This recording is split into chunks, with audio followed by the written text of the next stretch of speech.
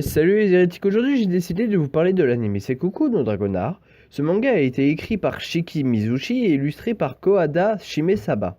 L'anime quant à lui est produit par le studio C-Station. Il comporte 12 épisodes. Cet anime est du genre fantasy et comédie romantique. Pour l'histoire, Ash Blake, un adolescent, est dans une école spécialisée pour les chevaucheurs de dragons. L'académie s'appelle Dragon en Sullivan. Elle est située dans le petit pays de Lautréamont, aussi appelé le pays des chevaucheurs de dragons.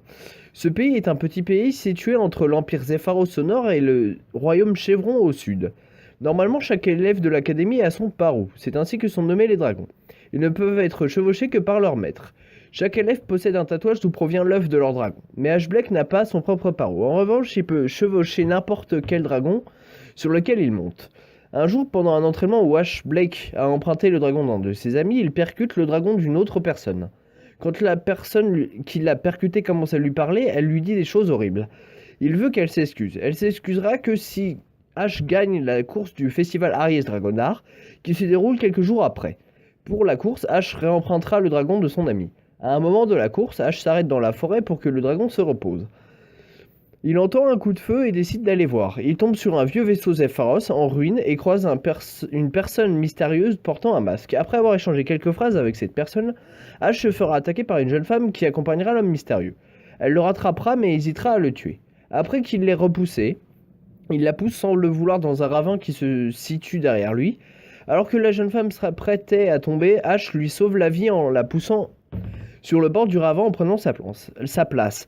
Alors qu'il est en train de tomber, son Sekkoku, c'est le nom du tatouage d'où provient un dragon, commence à briller et il fait apparaître son parou, ce qui lui sauve la vie. Et il se trouve que son dragon a l'apparence d'une jeune fille. C'est ainsi que commence notre histoire.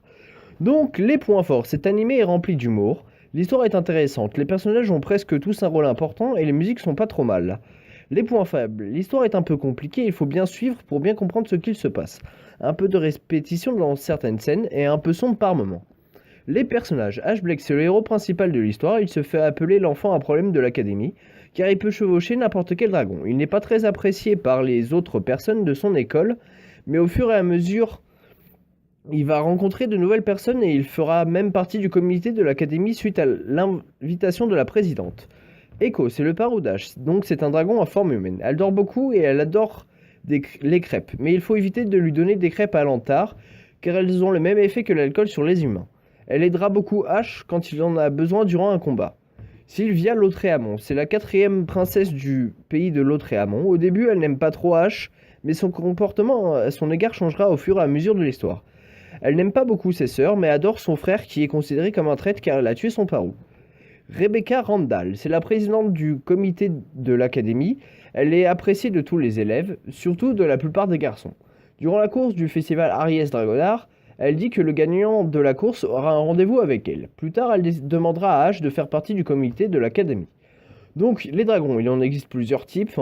C'est pas des personnages en tant que tels, mais je préfère quand même les présenter parce qu'ils sont importants dans l'histoire. Donc, il y a 3 types de dragons. Les dragons terrestres, les dragons aquatiques et les dragons volants. Les Orsia sont les dragons terrestres. Ils n'ont pas de nom encore pour ceux aquatiques parce qu'on en voit très peu dans l'animé.